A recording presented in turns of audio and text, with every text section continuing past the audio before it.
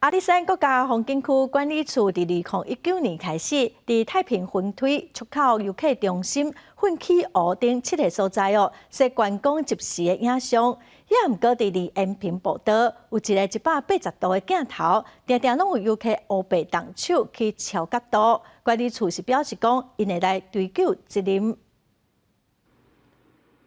原本去风景的镜头画面，予游客用手搁变动去翕家己。伫延平步道的观光即时影像，因为游客会用手去刷镜头超角度，常常造成画面延迟，镜头甲机器嘛害去。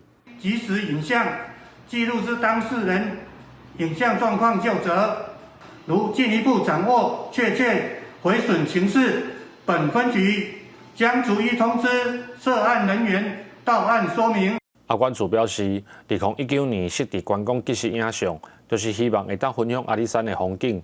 民众用手去变镜头，到今已经发生3摆，劝导的方式无受到重视，这届要来追究责任。游客的不当行为，我们将依《观光发展条例》第62条，破坏观光设施者，得以针对行为人处以新台币50万元以下的罚锾。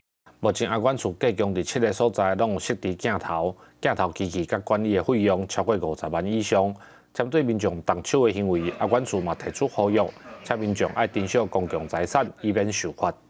记者林慧婷家己报道。